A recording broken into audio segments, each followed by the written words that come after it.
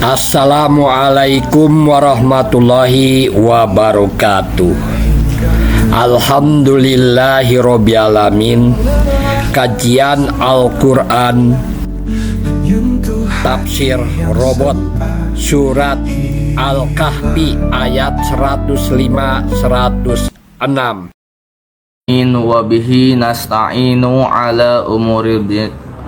Wabihi nasta'inu ala umuri dunya waddin. Wassalatu wassalamu ala asrafil anbiya'il mursalin Sayyidina wa maulana Muhammadin.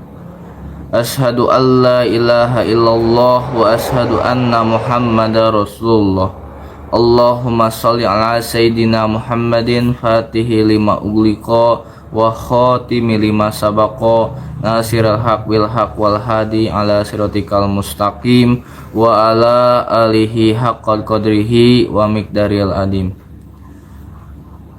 Pertama-tama yang paling utama, mari kita panjatkan puji beserta syukur kehadirat Allah Subhanahu wa taala dan kepada junjunan kita, yaitu Habibana wa Nabiyana wa Rasulana Kanjeng Nabi Muhammad sallallahu alaihi wasallam. Tak lupa kepada sahabatnya, kepada tabi'in, atba'ut tabi'innya, dan kepada kita selaku umatnya. Amin ya Allah ya Rabbal alamin. Pada kesempatan pada pagi hari ini, kita masih bisa berkumpul dalam pengkajian Al-Qur'an Tafsir Robot dalam keadaan sehat walafiat jasmani maupun rohani. Untuk memulai pengkajian pada pagi hari ini, mari kita semua untuk berdoa bersama-sama. A'udzu billahi minasyaitonir rajim. Bismillahirrahmanirrahim.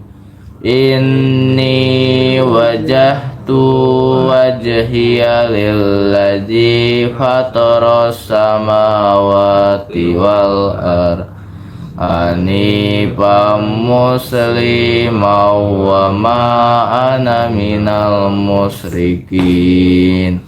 Inna salati wa nusuki wa mahyaya wa mamati lillahi rabbil alamin.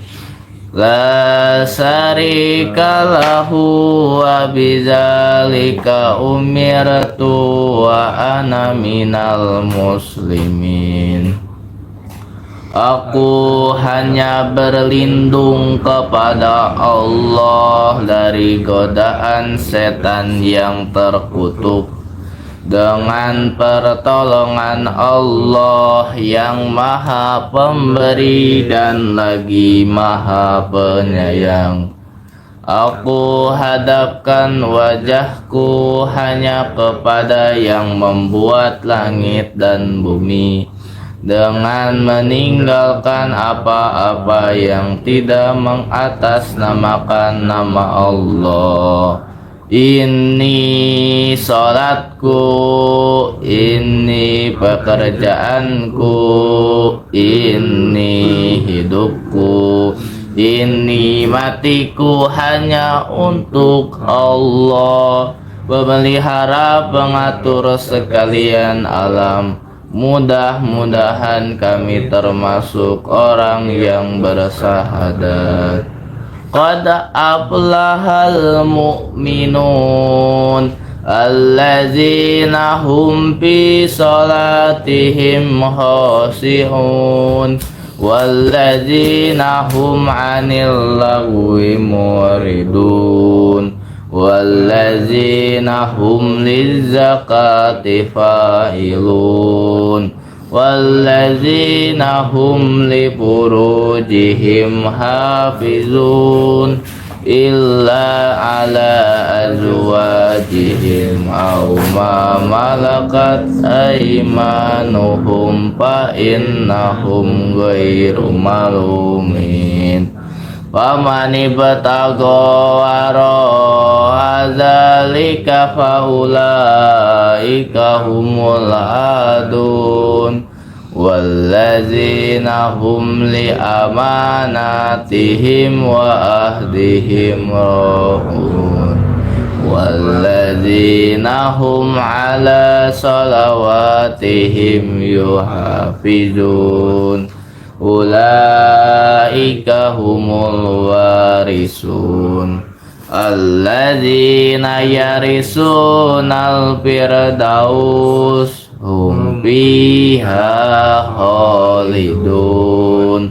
Sungguh beruntung orang-orang yang beriman, yaitu orang yang khusyuk dalam sholatnya, dan orang yang menjauhkan diri dari perbuatan dan perkataan yang tidak berguna, dan orang yang menunaikan pembersihan diri, dan orang yang memelihara kemaluannya kecuali terhadap istri-istri mereka atau hamba sahaya yang mereka miliki, maka sesungguhnya mereka tidak tercela. Tetapi barang siapa mencari di balik itu jinah dan sebagainya, maka mereka itulah orang-orang yang melampaui batas. Dan sungguh beruntung orang yang memelihara amanah-amanah dan janjinya, serta orang yang memelihara sholatnya. Mereka itulah orang yang akan mewarisi, yakni yang akan mewarisi surga Firdaus. Mereka hidup kekal di dalamnya.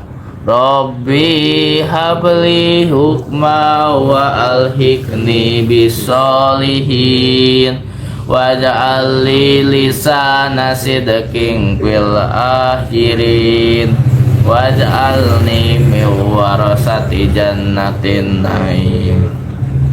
Ya Allah, berilah kami ilmu dan masukkan kami ke dalam golongan orang-orang yang berbuat kebaikan, dan jadikan kami buah tutur yang baik bagi generasi yang akan datang, dan jadikan kami pewaris surga yang penuh dengan kenikmatan. Allahumma ahrijna min zulumatil wahmi wa akrimna binuril fahmi waftah alaina bimarifatil ilmi. Ya Allah, keluarkanlah kami dari kegelapan hati, muliakan kami dengan cahaya kecerdasan, bukalah dada kami untuk menerima hakikat ilmu. Allahumma inna nas'aluka ilman nafi'an wa rizqan thayyiban wa amalan mutaqabbalan. Ya Allah, berilah kami ilmu yang bermanfaat, rezeki yang baik, amalan yang Engkau ridhoi. Bisa bersama Iswail Satrianto Anggap Raja. Amin ya Allah ya Rabbal Alamin. Alhamdulillahirrabbilalamin. Kita sudah membacakan kedua ayat suci Al-Qur'an, sudah membacakan doa-doa beserta artinya. Mari kita terlebih dahulu membuka Al-Qur'annya dalam surat Al-Kahfi ayat 105 dan 106.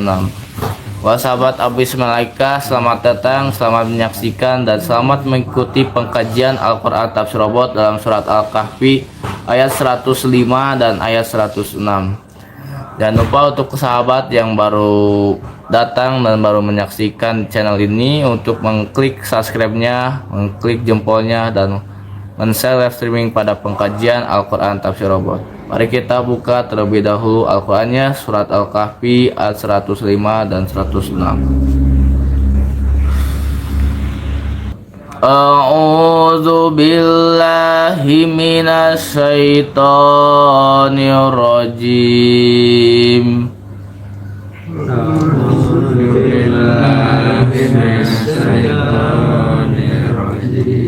Bismillahirrahmanirrahim.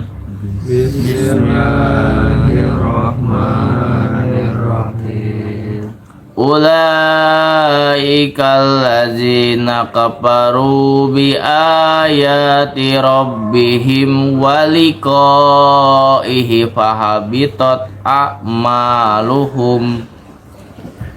Ulaika allazina kafaru bi ayati rabbihim wa liqaihi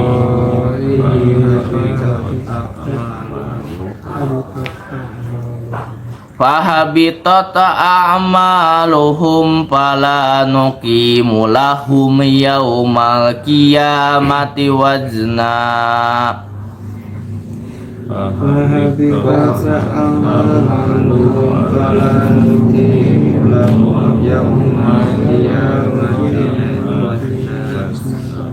Zalika jazaohum jahannamu bima kafaru wattakhazu ayati wa rusuli huzwa. Zalika jazaohum jahannam bima kafaru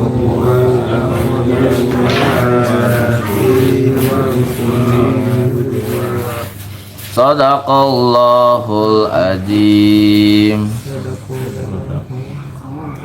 Yang artinya mereka itulah adalah orang-orang yang mengingkari ayat-ayat Tuhan mereka dan tidak percaya terhadap pertemuan dengannya, maka sia-sia amal mereka, dan kami tidak memberikan penimbangan terhadap amal mereka pada hari kiamat. Demikianlah balasan mereka itu neraka jahanam karena kekafiran mereka dan karena mereka menjadikan ayat-ayatku dan rasul-rasulku sebagai bahan olok-oloknya. Arti dari surat Al-Kahfi ayat 105 dan 106. Selanjutnya mari kita dengarkan bagaimana pengkajian Al-Quran Tafsir Robot pada channel Abu Ismail Aikah dalam surat Al-Kahfi ayat 105 dan 106. Yang pertama yang diaplikasikan dalam kepresidenan dan kenegaraan.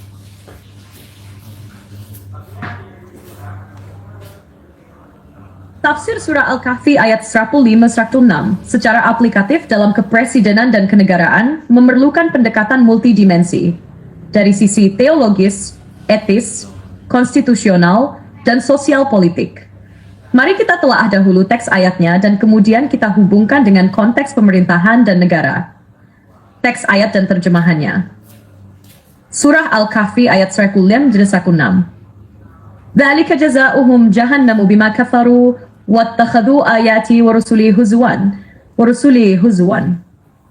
Itulah balasan bagi mereka, yaitu neraka jahanam, karena mereka kafir dan menjadikan ayat-ayatku dan rasul-rasulku sebagai olok-olokan. Innal ladzina kafaru wa zalamu lam yakunillahu liyaghfira lahum wa la liyahdiyahum tariqan.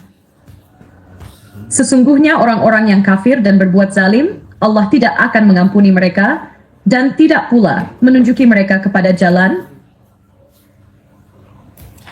yang lurus. Tafsir ringkas berdasarkan ulama terkemuka. Ibnu Katsir menafsirkan bahwa ayat ini merujuk pada orang-orang yang meremehkan risalah kenabian dan petunjuk wahyu, sehingga amal mereka sia-sia karena ditolak oleh Allah. Mereka mendapatkan balasan neraka karena dua kejahatan besar: kufur, menolak kebenaran; istihza'a, mengolok-olok ayat dan utusan Allah. Yang keduanya melahirkan kezaliman sistemik. Al-Qurtubi menambahkan bahwa ayat ini mencakup ancaman keras bagi siapapun yang menolak aturan Allah dalam bentuk apapun, baik individu biasa maupun penguasa negara. Aplikasi dalam konteks kepresidenan dan kenegaraan. 1. Kepemimpinan harus berdasarkan kebenaran, bukan kekuasaan mutlak. Ayat ini mengingatkan bahwa kekuasaan tanpa iman dan tanpa adab terhadap wahyu dan rasul akan berujung pada kehancuran.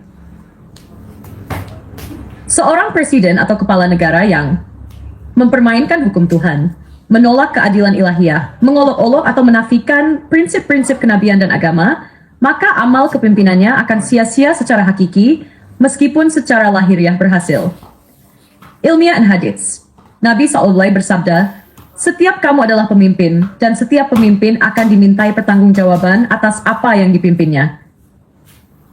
Pemerintah yang tidak membawa rakyat kepada kebenaran dan kemaslahatan justru membawa kepada sistem penindasan, akan terhitung sebagai zalim dan kafir terhadap amanah rakyat dan Tuhan. 2. Penegakan hukum harus lurus, bukan main-main atau menertawakan syariat. Menjadikan ayat-ayatku dan rasulku sebagai olok-olokan. Dalam konteks kenegaraan, ini mencakup menjadikan hukum agama sebagai candaan dalam ruang publik dan kebijakan, menganggap syariat sebagai penghambat pembangunan, menerapkan hukum yang hanya menguntungkan elit, bukan keadilan rakyat. Konsekuensi dari sikap ini dalam pemerintahan, hilangnya kepercayaan rakyat, munculnya kezaliman struktural, negara tidak diberi petunjuk oleh Allah, tidak akan diberi hidayah. Sistem negara yang zalim tidak akan diberi petunjuk. Allah menegaskan, Allah tidak akan mengampuni dan tidak akan menunjuki mereka ke jalan yang lurus. Dalam konteks pemerintahan, jika sistem pemerintahan dipenuhi kezaliman, maka Allah cabut keberkahan dari bangsa itu. Kebijakan publik akan terus salah arah. Rakyat akan hidup dalam konflik sosial dan kesenjangan. Ilustrasi aplikatif dalam kepresidenan. Aspek kepemimpinan. Sesuai dengan Al-Kahfi 105. Pelanggaran yang diancam. Menghormati landasan hukum negara. Harus adil sesuai nilai ilahi. Mengabaikan hukum Tuhan. Sikap terhadap rakyat. Amanah adil pro rakyat. Zalim menindas pilih kasih. Sikap terhadap syariat, menghormati dan memfasilitasi, mengolok-olok, meminggirkan. Arah kebijakan, mencari petunjuk Allah dan maslahat. Sesat, pragmatis, liberal murni. Dampak jangka panjang, makro. 1. Negara akan kehilangan legitimasi spiritual. 2. Bangsa akan hidup tanpa arah, tidak ditunjuki jalan lurus. Pemimpin kehilangan keberkahan, rakyat kehilangan harapan. 4. Potensi munculnya kekacauan, revolusi, atau ketidakstabilan sosial. Kesimpulan tegas dan ilmiah. Ayat 105-106 adalah peringatan keras kepada penguasa yang memimpin dengan menolak nilai kenabian. Dalam negara demokrasi seperti Indonesia, penguasa yang membuat kebijakan harus tetap menjaga nilai-nilai moral wahyu dalam kerangka konstitusional. Pemerintahan tanpa arah wahyu akan jatuh ke dalam kebijakan sesat dan tidak akan pernah mendapatkan bimbingan Tuhan sebagaimana digambarkan dalam ayat ini. Jika Anda ingin, saya bisa buatkan juga narasi pidato presiden atau naskah kebijakan berdasarkan nilai ayat ini. Mau saya bantu buatkan? Selanjutnya bagaimana dalam kehakiman, kejaksaan, dan kepolisian? Baik, mari kita lanjutkan tafsir surah Al-Kahfi ayat 105-106. Dalam konteks penegakan hukum, kehakiman, kejaksaan, dan kepolisian dengan pendekatan ilmiah, syari, dan konstitusional. I. Teks ayat dan kandungan nilai. QS Al-Kahfi, itulah balasan mereka, yakni neraka jahanam karena mereka kafir dan menjadikan ayat-ayatku dan rasul-rasulku sebagai olok-olokan.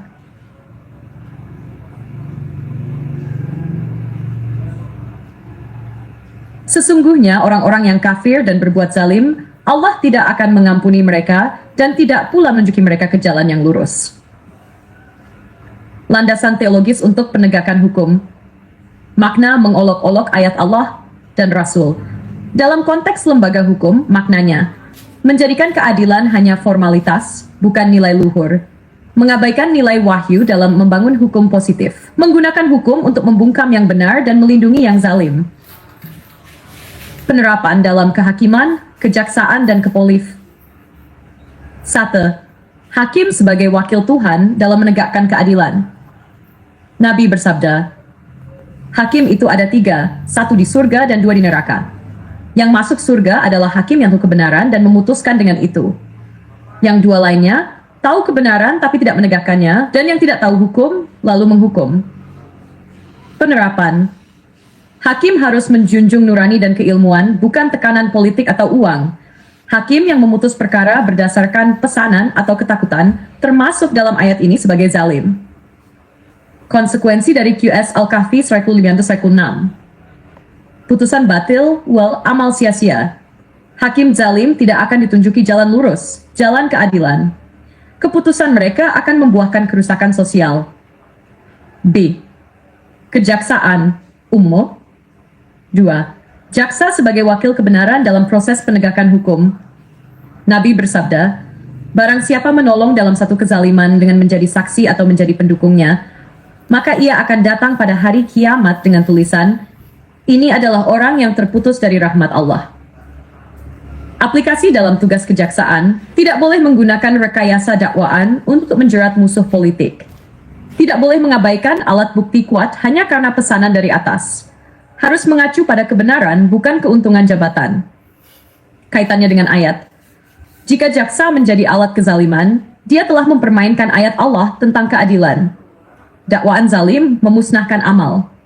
Sistem jaksa yang membela yang kuat dan menjerat yang lemah adalah bentuk istihza'ah mengolok wahyu. C. Kepolisian, penyidik dan penjaga keamanan hukum. Ketiga, polisi sebagai pengawal hukum dan penegak ketertiban. Nabi Saleh bersabda, tolonglah saudaramu yang zalim maupun yang dizalimi. Para sahabat bertanya, bagaimana menolong yang zalim? Nabi menjawab, dengan mencegah kezaliman itu darinya. Aplikasi kepolisian tidak boleh melakukan penangkapan tanpa dasar hukum. Tidak boleh menyiksa tahanan, rekayasa barang bukti. Tidak boleh menjadi alat represi atau kepentingan kekuasaan. Kaitannya dengan ayat, polisi yang menegakkan hukum dengan zalim, tanpa prosedur, tanpa bukti, berada dalam ancaman ayat ini. Institusi yang membiarkan kezaliman struktural berkembang akan dibiarkan oleh Allah dalam kesesatan, tidak ditunjuki jalan yang lurus. IV. Konsekuensi struktural jika ayat ini diabaikan. Kondisi kehakiman, kejaksaan, kepolisian, dampak sosial dan spiritual, taja kehilangan legitimasi moral. Sistem hukum mempermainkan kebenaran, putusan batil, vonis pesanan, amal sia-sia, masyarakat tidak percaya hukum, aparat tidak netral, tajam ke bawah, tumpul ke atas, negara kehilangan legitimasi moral, institusi menjadi alat politik, dakwaan dan vonis jadi alat kekuasaan, keadilan mati, makar sosial tumbuh, zalim dilegalkan, koruptor dilindungi, rakyat kecil dihukum, Allah cabut keberkahan, muncul bencana. V. Pendekatan ilmiah dan konstitusional. Secara yuridis formal, konstitusi menjamin keadilan bagi semua warga negara. Aparat penegak hukum wajib bersikap netral, adil, dan tidak berpihak. Pasal 24 UUD 1945, kekuasaan kehakiman adalah kekuasaan yang merdeka. 2. Secara etik syariat, hukum adalah amanah Allah. Melanggar keadilan, melanggar hukum Tuhan. Secara sosiologis, hukum yang adil menciptakan stabilitas. Hukum yang zalim menciptakan revolusi. Fis, penutup dan pesan keras dari ayat ini untuk penegak hukum. Wahai para hakim, jaksa, dan polisi, kalian bukan sekadar pejabat negara. Kalian adalah wakil Allah dalam menjaga keadilan. Jika kalian menggunakan jabatan kalian untuk menegakkan hukum dengan zalim, maka kalian telah menghina wahyu dan mengolok utusan Tuhan. Kalian telah memasuki kategori orang-orang yang amalnya sia-sia dan tidak akan ditunjuki jalan lurus. Kalian bukan hanya menghancurkan rakyat, tapi juga menyiapkan jalan ke neraka bagi diri kalian sendiri. Jika Anda ingin, saya juga bisa bantu membuat pidato SOP ideal atau modul pelatihan penegak hukum berdasarkan ayat ini. Apakah Anda ingin dilanjutkan ke arah itu? Selanjutnya, bagaimana asbabun nuzul dari surat Al-Kahfi ayat 105 dan 106. Asbabun nuzul surat Al-Kahfi ayat 105-106 tidak disebutkan secara spesifik dalam satu riwayat tunggal seperti pada beberapa ayat lain. Namun, para mufassir klasik seperti Imam Al-Qurtubi, Ibnu Katsir, dan As-Suyuti memberikan penjelasan kontekstual dan analisis berdasarkan pola umum turunnya surah Al-Kahfi.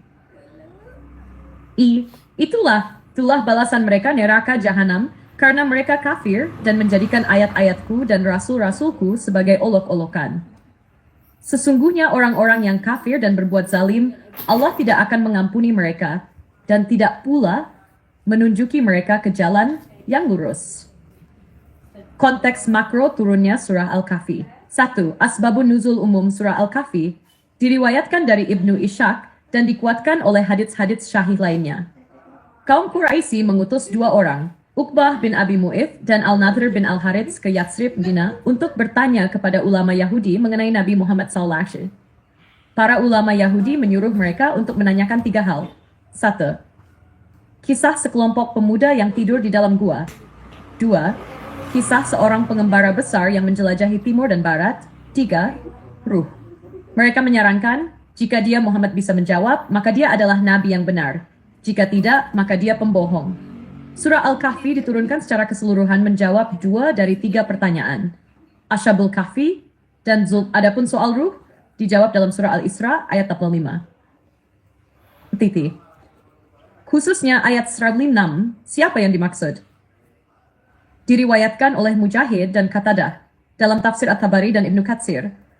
Ayat ini turun mengenai orang-orang Yahudi dan Nasrani yang mengolok-olok wahyu dan Rasulullah, meskipun mereka dulu memiliki kitab suci.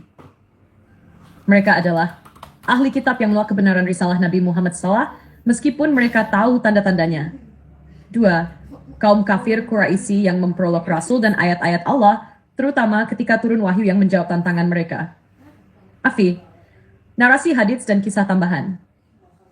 Sad, hadits tentang orang yang beramal tapi masuk neraka. Nabi Muhammad SAW bersabda, sesungguhnya ada orang yang beramal dengan amalan penghuni surga dalam pandangan manusia, padahal dia adalah penghuni neraka. Hadits ini menegaskan makna ayat 10. Amal bisa terlihat mulia secara lahiriah, tetapi jika didasari kekufuran atau olok-olok terhadap agama, maka amal itu tidak bernilai di sisi Allah. Hadits lain tentang orang yang amalnya sia-sia. Yang paling aku takutkan atas kalian adalah seorang munafik yang pandai berbicara. Penjelasan, ini relevan dengan ayat 105, yaitu orang yang mungkin kelihatan baik, pintar bicara, bahkan aktif, tapi niatnya menghina Islam atau mengolok Rasul. Maka amalnya sia-sia. Maka malah kenabian. Imam Ibnu Katsir, ayat ini mencakup siapa saja yang melakukan kekafiran kepada Allah dan menolak kenabian, lalu tetap beramal, maka amalnya tidak diterima, dan tempat kembalinya adalah neraka. Ayat ini berlaku umum bagi semua orang yang memperolok agama, menolak risalah, dan memusuhi para nabi, baik mereka orang kafir asli atau ahli kitab yang membangkang. Fis. Pelajaran dan pesan dari ayat ini. Amal bisa sia-sia. Tanpa iman dan hormat pada wahyu dan rasul, amal tidak diterima fi muasad. Olok-olok agama adalah kufur, termasuk mencibir ayat Al-Qur'an, syariat atau sunnah rasul. Kezaliman spiritual, menolak wahyu, menyebarkan fitnah terhadap agama. Konsekuensi abadi. Tidak diberi petunjuk oleh Allah, masuk neraka meski tampak hebat. Asbabun Nuzul, Quest Al-Kahfi 105-16 adalah dalam rangka bab orang-orang yang menolak dan memperolok kebenaran risalah Nabi SAW, baik dari kalangan kaum musyrikin Quraisy maupun ahli kitab.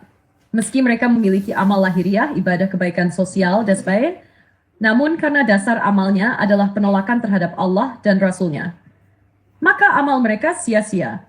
Hadits-hadits syahih mendukung pemahaman ini, bahwa amal tanpa keimanan dan ketundukan akan tertolak.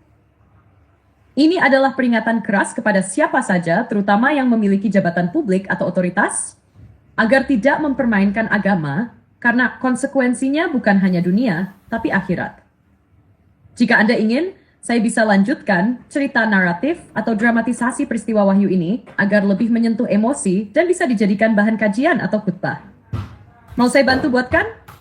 Selanjutnya, apa pesan penting dari kedua ayat suci Al-Qur'an tersebut dalam surat Al-Kahfi ayat 105 dan 106? Pesan terpenting dari surat Al-Kahfi ayat 105-106 adalah peringatan keras dari Allah SWT tentang sia-sianya amal manusia jika tidak disertai keimanan yang benar dan penghormatan terhadap wahyu serta rasulnya. Ayat ini adalah pengingat amal luar biasa sekalipun dapat kehilangan maknanya jika dilakukan dalam kekufuran, kemunafikan, atau dengan niat mempermainkan agama. Berikut penjelasan panjang dan dalamnya. Teks Al-Kahfi. Mereka itu orang-orang yang telah kufur terhadap ayat-ayat Tuhan mereka dan terhadap perjumpaan dengannya, maka hapuslah amal-amal mereka. Maka kami tidak mengadakan suatu penilaian bagi amal mereka pada hari kiamat. Itulah balasan mereka, neraka jahanam, karena mereka kafir dan menjadikan ayat-ayatku dan rasul-rasulku sebagai olok-olokan. Pesan-pesan terpenting dari ayat 105 dan 106 menama. 1. Amal manusia bisa sia-sia jika tidak dibangun di atas iman dan akidah yang benar. Allah menegaskan bahwa amal apapun, sebanyak apapun bisa terhapus dan tidak dihitung di akhirat jika seseorang tidak memiliki iman kepada ayat-ayat Allah dan hari akhir. Dalam ayat 105, hapuslah amal-amal mereka. Berasal dari akar kata habatha, yang artinya lenyap total, tak ada nilai sama sekali. Contoh nyata, seorang yang sangat dermawan, jujur, bahkan membantu ribuan orang, tapi ia menolak kebenaran Islam, menolak wahyu Allah atau memperolok Rasul, maka di akhirat amalnya dianggap nol besar. 2. Kafir bukan sekadar tidak percaya, tapi juga mempermainkan wahyu. Ayat 106 menyebutkan dua sifat utama mereka yang dihukum. Kafir terhadap ayat Allah, mengolok-olok Rasul dan wahyu. Ini mencakup bentuk-bentuk kekufuran kontemporer, seperti menjadikan syariat sebagai bahan candaan, meremehkan ajaran agama, menganggap dakwah atau Al-Quran sebagai khayalan masa lalu, mengganti hukum Allah dengan sistem tirani, lalu membanggakannya. Artinya, bukan hanya ateis atau orang kafir formal yang tercakup, tetapi siapapun yang sikapnya merendahkan Islam, bahkan meski mengaku Muslim. 1-3. Tidak semua orang yang terlihat baik secara sosial akan diterima di sisi Allah. Allah menyatakan dalam ayat 10:5, kami tidak mengadakan penilaian bagi amal mereka di hari kiamat. Penjelasan, pada hari kiamat Allah akan menilai bukan hanya apa yang dilakukan, tetapi juga dengan apa amal itu dilakukan, dengan iman atau tidak. Sesungguhnya Allah tidak melihat pada rupa dan harta kalian, tetapi melihat kepada hati dan amal kalian. 4. Kezaliman spiritual, memperolok kebenaran adalah kejahatan besar. Dalam ayat 106, mereka dijatuhi hukuman neraka, bukan hanya karena kafir, tetapi juga karena memperolok wahyu dan para nabi. Bentuk olok-olokan dalam zaman modern, memelesetkan isi Al-Quran atau Sunnah jadi bahan candaan, menghina ulama dan ajaran Islam di media sosial, menertawakan hukum syariat seperti jilbab, hudud, menganggap ibadah sebagai aktivitas orang kampung atau tidak modern. Allah tidak hanya mencela mereka, tetapi menghapus seluruh nilai hidup mereka, seakan-akan mereka tidak pernah berbuat baik sama sekali. 5. Jalan kebenaran hanya untuk orang yang jujur menerima wahyu. Ayat 10. Dan Allah tidak akan menunjukkan mereka ke jalan yang lurus. Artinya, Allah akan menutup hati orang-orang yang dengan sengaja mempermainkan agama. Mereka akan tersesat selamanya. Tidak peduli betapa pintarnya mereka di dunia, atau betapa besarnya kekuasaan dan uang yang mereka miliki. Tis. Kaitannya dengan realitas saat ini. 1. Masyarakat modern cenderung mengidolakan amal sosial, tetapi mengabaikan dasar akidah. Banyak orang mengira bahwa selama mereka berbuat baik, mereka pasti masuk surga. Namun, ayat ini menegaskan, tanpa iman yang benar, amal menjadi debu. Al-Quran berkata, dan kami hadapkan segala amal yang mereka kerjakan, lalu kami jadikan amal itu bagaikan debu yang berterbangan. Media, budaya populer, dan aktivisme sekuler sering meremehkan agama. Ayat ini sangat relevan dengan generasi yang menganggap agama sebagai pilihan pribadi tanpa nilai mutlak. Jika seseorang terang-terangan menghina atau mempermainkan ayat-ayat Al-Quran atau ajaran Nabi, maka ia masuk dalam kategori yang diperingatkan oleh ayat ini. Tak peduli seberapa berpengaruh atau baik citranya. Kritik terhadap sistem hukum, politik, atau pendidikan yang menjauhkan agama. Ayat ini juga bisa menjadi kritik terhadap negara atau pemimpin yang menolak hukum Allah, mengganti hukum wahyu dengan hukum sekuler, menghancurkan ulama dan menyebarkan paham materialisme. Amal kebangsaan pun menjadi sia-sia jika dilakukan dengan niat menjauhkan manusia dari Islam. Ifai penutup intisari dan pesan aplikatif. Pesan. Amal tanpa iman nol, hanya amal yang dibangun atas dasar iman dan ketundukan yang diterima. Jangan remehkan wahyu. Mengolok agama, dosa besar yang bisa menghapus semua amal. Akidah adalah fondasi amal. Seperti rumah, jika fondasinya rusak, seluruh bangunan roboh. Hati-hati dengan olok-olokan, termasuk candaan yang meremehkan syariat, bisa berdampak kekufuran. Jalan kebenaran tertutup bagi orang yang keras kepala pada wahyu. Allah mencabut hidayah dari mereka yang menolak dan menghina Islam. Jika Anda ingin, saya bisa bantu membuat kultum, khutbah Jumat, atau artikel tafsir populer dari dua ayat ini. Ingin saya bantu buatkan salah satunya?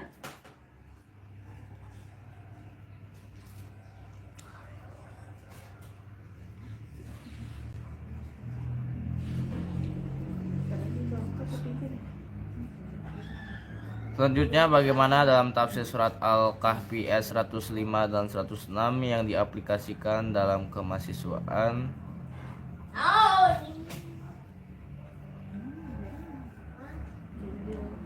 Tentu, ini adalah pertanyaan yang sangat bermakna. Berikut adalah pesan panjang, mendalam, dan tegas yang saya sampaikan kepada para mahasiswa Indonesia sebagai generasi penerus bangsa dan pemimpin masa depan, dengan nilai keislaman, kebangsaan, dan kemanusiaan yang utuh dan seimbang. Wahai mahasiswa Indonesia, sadarlah. Engkau adalah generasi penentu, bukan penerus saja. Wahai mahasiswa Indonesia, engkau bukan hanya penerus bangsa, tetapi penentu arah sejarah negeri ini. Jangan engkau pikir bahwa tugasmu hanya kuliah, lulus, lalu bekerja. Negara ini akan berubah atau runtuh tergantung siapa yang duduk di bangku kuliah hari ini. Engkau sekarang memegang pena sejarah. Apakah pena itu kau pakai untuk menulis masa depan yang adil dan bermartabat? Atau membiarkannya kering karena malas dan terlena oleh zona nyaman? Jangan jadi mahasiswa yang dibeli oleh kenyamanan. Indonesia tidak butuh mahasiswa yang cuma jago presentasi, tapi penakut menyuarakan kebenaran. Indonesia tidak butuh mahasiswa yang cuma lulus cepat, tapi tidak peduli rakyat kecil. Indonesia tidak butuh mahasiswa yang pintar di kampus, tapi bisu di hadapan kebijakan zalim. Diamnya orang baik adalah awal dari kemenangan orang jahat. Jika engkau diam ketika kebodohan dipertontonkan, keadilan diinjak, dan agama dipermainkan, maka kelulusanmu adalah malapetaka, bukan kebanggaan. Jadilah generasi yang melek tauhid dan Pancasila. Kau hidup di negeri yang kaya, tapi negeri ini juga sedang digempur oleh dua kutub ekstrem. Ekstrem materialisme sekuler yang ingin menghapus agama dari ruang publik, ekstrem radikalisme buta yang membawa agama tanpa hikmah dan kasih. Engkau harus berdiri di tengah. Berpikir ilmiah, tapi juga beriman dan bertauhid. Bertindak sosial, tapi juga berlandas syariat. Bermoral nasionalis, tapi juga tunduk kepada Allah. Jangan habiskan waktumu untuk konten, game, dan trend. Bukan salahmu lahir di era digital, tapi salahmu jika hidupmu habis untuk scroll tanpa arah. Apakah engkau mau masuk usia 30 tahun hanya sebagai mantan mahasiswa yang dulunya viral, tapi sekarang jadi robot pencari cuan tanpa ruh perjuangan? Scrollmu tidak akan menambah imanmu. Trend yang kau ikuti hari ini tidak akan menjawab pertanyaan malaikat di kuburmu. Maka, bangkitlah, buat hidupmu berarti. Hidupkan akal dan hatimu untuk hal besar. Jangan hanya jadi konsumen kata-kata, jadilah penggerak makna. Banyak dari kalian hafal quote bijak, kutipan filsuf, bahkan ayat dan hadits. Tapi sedikit yang mau bangun pagi untuk belajar sungguh-sungguh, mau duduk mendengar guru dan ustaz dengan adab, mau bersusah payah menjaga integritas di saat semua tergoda jalan pintas. Ilmu bukan yang banyak diketahui, tapi yang membentuk kepribadian. Mahasiswa sejati bukan yang pintar bicara, tapi yang siap membayar harga sebuah perjuangan. Jangan bangga hanya karena berprestasi individual. Banyak mahasiswa bangga dengan IPK tinggi, sertifikat seminar, atau beasiswa. Tapi apakah itu cukup? Apa arti prestasi kalau tidak menumbuhkan empati kepada petani, nelayan, anak-anak jalanan, dan masyarakat terpinggirkan? Ilmu yang sejati adalah yang menumbuhkan kepedulian, bukan kesombongan. Kampus yang hebat adalah yang melahirkan pejuang, bukan hanya sarjana. Pesan terakhir. Penuh harapan, tapi juga peringatan. Wahai mahasiswa Indonesia, engkau sedang ditonton dunia. Engkau sedang dinilai langit. Engkau sedang disiapkan Allah untuk hal besar. Tapi ingat, jika engkau memilih hidup nyaman tanpa perjuangan, maka engkau sedang menggali liang kubur peradaban bangsa. Jika engkau menunda amal hari ini, maka anakmu kelak akan menagihmu karena hidup dalam negara yang lemah dan kehilangan arah. Penutup. Bangunlah, wahai penyala peradaban. Bangkitlah, mahasiswa. Bergeraklah bukan karena ego, tapi karena tanggung jawab kepada Allah, bangsa, dan masa depan umat. Bawalah pena, bukan hanya untuk menulis jawaban ujian, tapi untuk menulis sejarah baru Indonesia yang beriman, adil, dan bermartabat. Jadilah generasi yang tidak hanya dikenal oleh dosennya, tetapi juga dicatat oleh malaikat di langit. Kalau kamu ingin, saya bisa bantu membuat versi pesan ini dalam bentuk video skill, skrip untuk media sosial, artikel opini mahasiswa, orasi pembukaan acara kampus, atau khutbah Jumat kampus. Ingin dibuatkan salah satunya? Pertanyaan ini luar biasa penting. Usia 20 tahun adalah titik balik kehidupan mahasiswa. Saat kamu bukan lagi remaja, tapi belum juga masuk dunia kerja penuh. Ini waktu emas, window of opportunity, untuk menata fondasi ekonomi yang akan menentukan arah hidup 30-40 tahun ke depan. Berikut adalah panduan lengkap, panjang, dan realistis tentang apa yang harus dilakukan oleh mahasiswa usia 20-an untuk menata kehidupan ekonomi sejak sekarang agar tidak menyesal di masa depan. Sadarlah, ekonomi itu bukan urusan nanti, tapi sekarang. Kebanyakan mahasiswa berpikir, saya akan mulai pikirkan keuangan saat sudah kerja. Itu salah besar. Kenapa? 1. Kebiasaan ekonomi terbentuk di usia 20-an. 2. Kegagalan keuangan di usia 30-an sering akibat lalai saat mahasiswa. 3. Orang sukses secara finansial bukan karena gaji besar, tapi karena pola pikir benar sejak muda. Fondasi, bangun mindset ekonomi yang islami, realistis, dan strategis. Hindari 3 fitnah. 1. Hedonisme. Beli bukan karena butuh, tapi karena ingin tampil. 2. Instanisme. Mau kaya cepat tanpa usaha bertahap. 3. Fear of missing out. Takut tertinggal gaya hidup teman. Rasulullah SAW bersabda, tidak akan bergeser kaki seorang hamba di hari kiamat sampai ditanya tentang hartanya, dari mana ia peroleh dan kemana ia belanjakan. Artinya, ekonomi itu soal tanggung jawab moral, bukan sekadar kaya atau miskin. Langkah praktis yang harus dilakukan saat usia 20 tahun. 1. Bangun kebiasaan mengelola uang, berapapun jumlahnya. Punya buku catatan keuangan pribadi, manual atau digital, Excel, Money Manager Layer. Bagi pengeluaran ketiga pos, 50% kebutuhan, makan, transport, kuota, kos, buku kursus, side project, 20% simpanan, tabungan atau modal usaha kecil. Ingat, gaji besar tidak menjamin kaya. Yang menjamin disiplinan, adab terhadap uang, dan tahu prioritas. 2. Mulai usaha atau kerja kecil-kecilan sebagai latihan niat. Tapi aku masih kuliah, gimana bisa usaha? Justru karena masih kuliah, kamu punya peluang dan jaringan. Coba beberapa ide ini. Jasa ketik tugas, ngedit, terjemahan. Jual barang pre-order dari Shopee Team dan toko grosir. Dropship atau jadi reseller produk teman. Buka jasa titip belanja atau makanan di kampus. Kelola akun media sosial UKM, banyak butuh anak muda. Tujuan utamanya bukan uang besar tapi mental wirausaha. Orang yang terbiasa mencari uang kecil akan mampu menangani uang besar. Tapi orang yang hanya menunggu gaji besar akan selalu takut memulai. 3. Kuasai sedua keterampilan yang bisa jadi uang. Fokus pada income skill, bukan cuma ijazah. Contoh keterampilan yang relevan di era digital. Desain grafis, Canva, Corel, Photoshop, copywriting, content writing, editing video, Reels, TikTok, coding dasar HTML, CSS, Python, public speaking, leadership, digital marketing, and SEO. Ambil waktu belajar ini minimal 1 jam per hari. Gratis banyak di YouTube, Udemy, Coursera. 4. Bangun reputasi. Ikut organisasi, buat portofolio, tulis di LinkedIn. Rezeki besar datang kepada orang yang punya nilai, bukan hanya nilai IPK. Langkah-langkah. Aktif di organisasi kampus, bukan hanya ikut-ikutan, tapi ambil tanggung jawab nyata. Bangun citra diri sebagai pribadi jujur, bisa dipercaya, rajin dan solutif. Tulis pencapaian kecilmu di LinkedIn atau portofolio digital. Gabung komunitas produktif, startup, forum muslimpreneur, desbe. Mulai berinvestasi, ilmu, waktu, dan sedikit harta. Belajar investasi sejak dini, bukan harus saham atau kripto dulu. Investasi pertama dan utama, ilmu dan waktu. Ikut pelatihan, kurs. Pertanyaanmu sangat dalam. Apa yang paling keras dalam kehidupan dunia ketika mahasiswa sudah lulus menjadi S1? Mari kita jawab dengan penjelasan panjang, detail, jujur, dan membumi. Setelah lulus, hidup bukan sekadar IPK, inilah dunia nyata yang keras. Fase paling keras. Saat gelar, tidak menjamin apa-apa. Lulus kuliah dan menyandang gelar sarjana adalah momen membanggakan. Tapi di balik toga dan ijazah itu, dunia nyata mulai membuka wajah kerasnya. Kenapa keras? Karena ijazah tidak lagi jadi tiket otomatis menuju pekerjaan. 2. Dunia kerja tidak menanyakan IPK, tapi etos kerja dan kontribusi nyata. Tinggi warga mulai bertanya, kapan kerja? Kapan bantu orang tua? 4.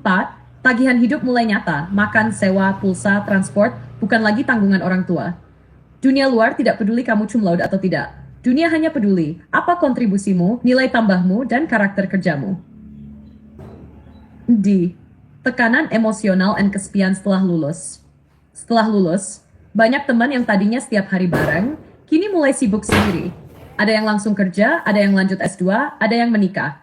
Ada pula yang bingung karena belum tahu harus kemana.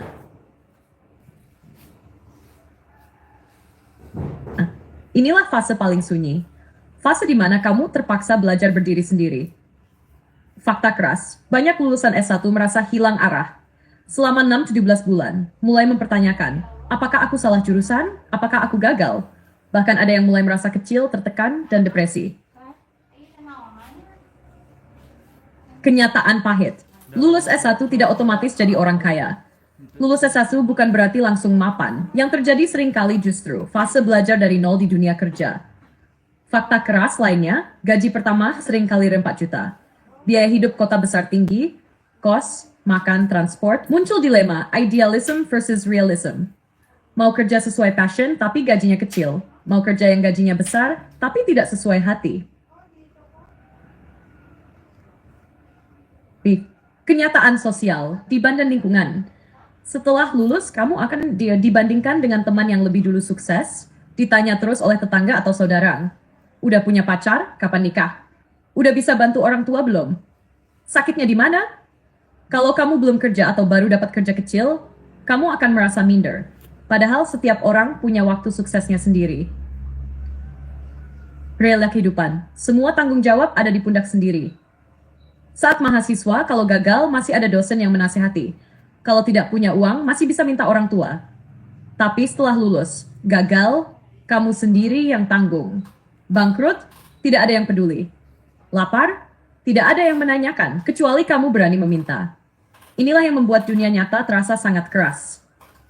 Karena kamu harus membayar semua harga kehidupan dengan keringat sendiri, bukan lagi teori dan diskusi kelas. FIS, ujian akhlak iman, saat idealisme dibeli uang. Di dunia kerja, kamu akan diuji apakah bisa jujur di tengah sistem kotor. Kamu akan melihat rekanmu bisa cepat naik jabatan karena menjilat, korup, atau main licik. Kamu akan ditawari jalan pintas yang haram tapi menggiurkan. Inilah titik di mana banyak orang kehilangan integritas dan jatuh. Banyak orang yang mampu lulus ujian akademik, tapi gagal dalam ujian kejujuran dan kesabaran. Nah, lalu apa yang harus dilakukan? 1. Bangun mental petarung, bukan pengeluh. Dunia nyata bukan pat minta dimengerti. Berhenti berharap semua akan sesuai harapan. Jadilah tangguh. Disiplin, kuat, dan fokus. 2. Jangan... Pertanyaan ini sangat penting di era disrupsi teknologi dan globalisasi saat ini. Kenapa mahasiswa S1 harus melanjutkan ke jenjang S2? Jawaban panjang dan detailnya harus mencakup perubahan zaman, kebutuhan dunia kerja, tantangan teknologi, dan arah masa depan manusia. I. Dunia sudah berubah. S1 bukan lagi penentu utama kompetensi. Di era orang tua kita, S1 adalah kemewahan, bahkan sudah bisa menjamin karier mapan. Tapi hari ini, gelar S1 sudah seperti SIM wajib punya, tapi bukan jaminan kamu hebat mengemudi. Fakta lapangan, ribuan lulusan S1 menganggur karena tidak punya keahlian khusus. Banyak perusahaan kini lebih mementingkan skill dan pengalaman, bukan hanya gelar. Perkembangan teknologi menghapus banyak pekerjaan dan S1 tidak lagi cukup untuk memahami dunia yang kompleks. Perubahan dan perkembangan teknologi menuntut ilmu lanjutan. Teknologi berkembang dalam kecepatan eksponensial. Contoh, tahun teknologi baru 2010, media sosial tumbuh 2016, AI and machine learning 2020, big data, cloud, ChatGPT, AI generative 2025, quantum computing and otomasi total. Pertanyaannya, Apa relevansi S1 teknik, S1 ekonomi, S1 pendidikan, atau S1 hukum jika tidak di-upgrade untuk mengikuti perkembangan ini? Melanjutkan S2 bukan sekadar soal gelar, tapi soal survival di era robot dan algoritma. T. Keuntungan strategis melanjutkan ke S2 di era modern. Meningkatkan keahlian khusus. S2 memungkinkanmu memperdalam satu bidang dengan lebih tajam dan terarah. Contoh, S1 Hukum, S2 Cyber Law, S1 Pendidikan, S2 Teknologi Pendidikan, S1 Teknik, S2 Artificial Intelligence. 2. Pintu masuk dunia riset dan inovasi. S2 membawamu ke dunia akademik, laboratorium, dan penelitian yang akan membentuk masa depan. Ingat, di balik semua teknologi canggih, ada ilmuwan dan peneliti S2 S3 yang menggerakkan dunia. 3. Peluang gaji lebih tinggi dan jabatan strategis. Statistik global, rata-rata pendapatan pemegang S2 bisa 20-40% lebih tinggi dari S1. Banyak posisi manajerial, dosen, analis riset, dan konsultan profesional mensyaratkan minimal S2. 4. Jaringan profesional lebih luas. S2 mempertemukanmu dengan dosen ahli, profesional industri, bahkan peneliti internasional. Jaringan ini lebih berkualitas dan bisa membuka peluang bisnis, kerja, bahkan kolaborasi global. Ifel. Alhamdulillahirrabbilalamin. Pada pengkajian Al-Qur'an Tafsir robot ini telah selesai. Mari kita tutup dengan membacakan doa bersama-sama. A'udzu billahi minasyaitonir rajim. Bismillahirrahmanirrahim. Rabbana la tuzigh qulubana ba'da idh hadaitana wa hab lana min ladunka rahmah innaka antal wahhab. Rabbana innaka jami'un nasi liyaumil la raiba fi innallaha la yukhliful mi'ad. Ya Tuhan kami, janganlah Engkau condongkan hati kami kepada kesesatan setelah Engkau berikan petunjuk kepada kami, dan karuniakanlah rahmat dari sisimu. Sesungguhnya Engkau Maha Pemberi. Ya Tuhan kami, Engkaulah yang akan mengumpulkan manusia pada hari yang tidak ada keraguan padanya. Sungguh Allah Maha menepati janji. Allahumma inna nas'aluka ilman nafi'an wa rizqan thayyiban wa amalan mutaqabbalan. Ya Allah, berilah kami ilmu yang bermanfaat, rezeki yang baik, amalan yang Engkau ridhoi. Amin ya Allah ya Rabbal Alamin. Bisa bersama Ismail Satrianto Akep Raja. Terima kasih buat semuanya sahabat Abu Ismail yang sudah mengikuti menonton pengkajian Al-Qur'an Tafsir pada pagi hari ini. Nasrun minallah wa fathul qarib. Wassalamualaikum warahmatullahi wabarakatuh. Di bawah langit penuh tanda, ayat-ayatnya tiada pernah sirna. Hati bertanya, akal mencoba, tafsir suci menggema dalam jiwa. Robot berbicara bahasa firman, menyibak makna hingga terang benderang. Tak kenal lelah terus mengulang, menyentuh hati yang sempat hilang.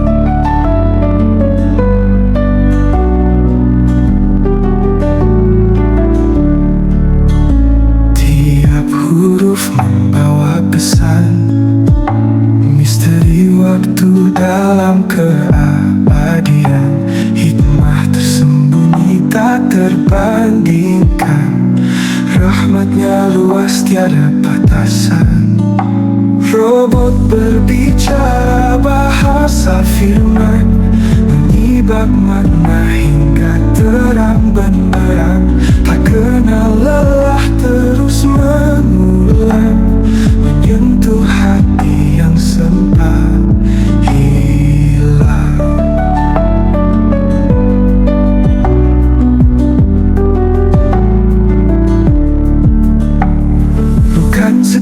sekadar logika bermain. Ada cinta dalam setiap rangkaian. Teknologi takkan pernah menggantikan keimanan yang harus ditanamkan. Robot berbicara bahasa firman, menyibak makna hingga terang benderang. Tak kenal lelah terus mengulang, menyentuh hati yang sampai hilang.